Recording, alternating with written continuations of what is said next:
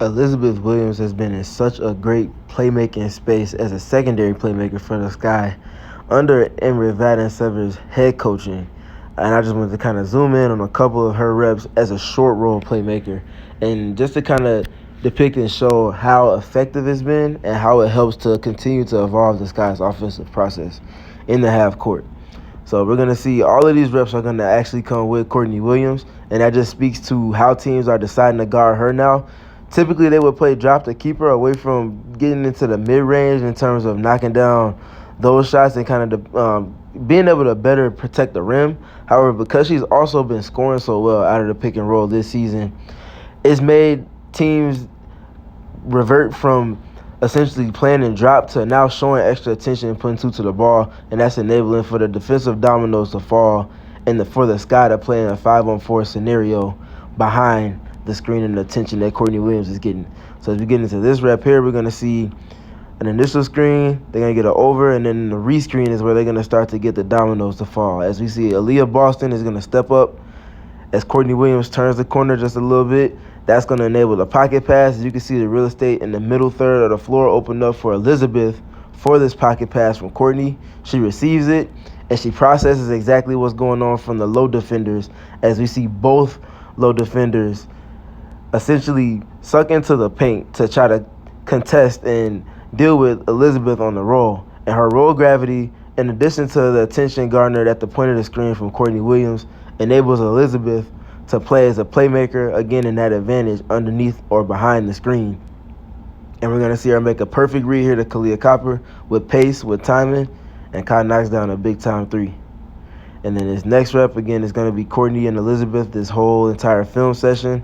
We're going to see a drag screen set, and they have the spacing perfectly manipulated, as when Courtney comes off of this, as we look at Marina at the top left side of the court, we're going to see it's a single side tag that's created, an isolated tag. And that isolated tag is going to put Marina's matchup, Danielle Robinson, in a compromising situation, because she's going to have to make a decision whether to commit fully to the roller and allow for Marina to be wide open, or to not commit to the roller and allow for Elizabeth to be wide open on her roll to the basket.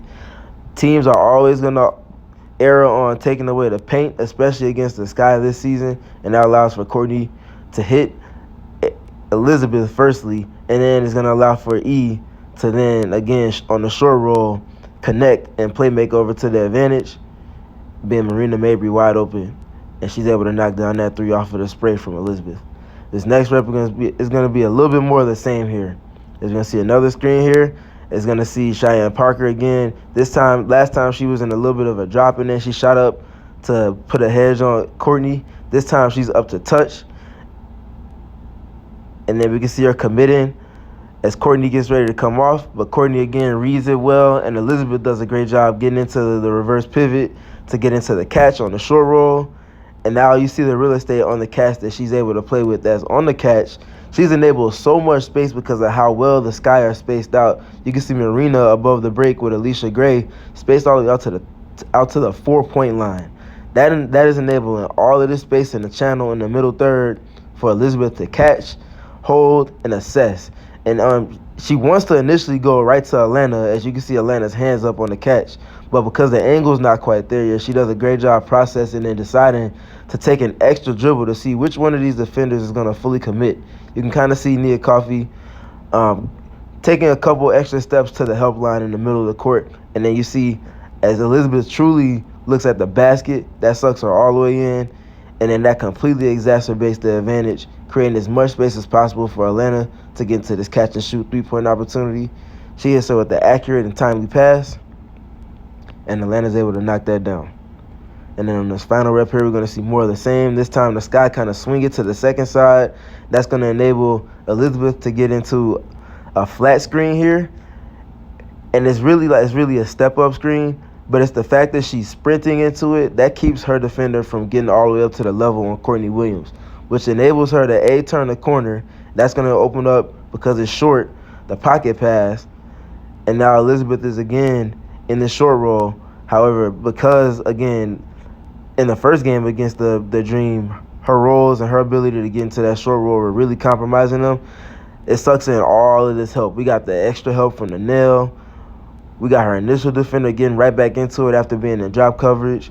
And then we got the low help defender all the way into the paint. That's 3 defenders all around her on this catch to stagnate and really take away her role as a whole. And because of all this extra attention and because of the flow that she's in as a secondary playmaker off this short roll and in these scenarios and in these opportunities, Elizabeth is able to hit Morgan Burst this time in that corner, and she's able to knock down this 3. It's going to be these little things of continuing to evolve the pace, take advantage of the spacing, and just manipulate advantages from Elizabeth Williams specifically via her rolls as well as her short roll playmaking that's going to help this Sky's offense, again, continue to evolve and allow for them to compromise defenses in ways that are essentially a counter to how they're being guarded in this present day. It's going to be important to watch it continue to develop.